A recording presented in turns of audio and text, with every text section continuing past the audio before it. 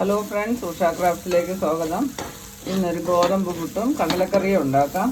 അതിനുള്ള കറി ഉണ്ടാക്കുകയാണ്. ഉള്ളി വഴട്ടാനിട്ടു.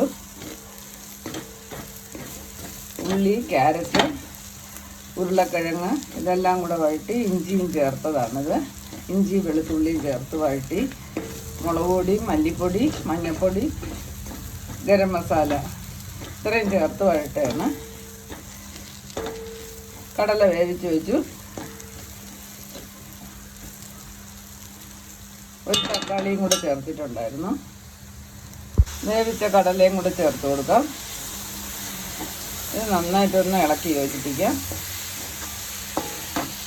തിളച്ച വെള്ളം ഒഴിച്ച് വേവിച്ചെടുക്കാം.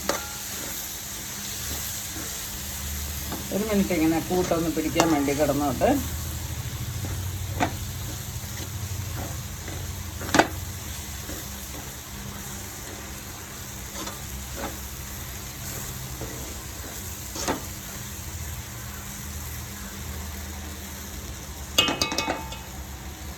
ഇതിൽ നിന്ന് കുറച്ച് കടല എടുത്ത് ഒന്ന് അരച്ചിട്ടു.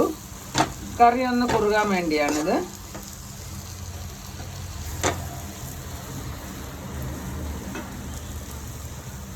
ഇനി വെള്ളം ഒഴിച്ചു കൊടുക്കാം. വെള്ളം ചേർത്ത് കൊടുത്തു.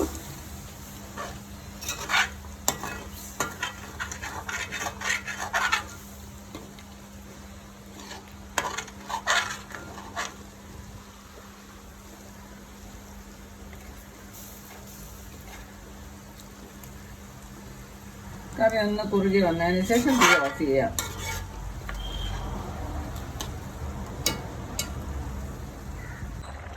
കറി റെഡിയായി. തീ ഓഫ് ചെയ്യാം.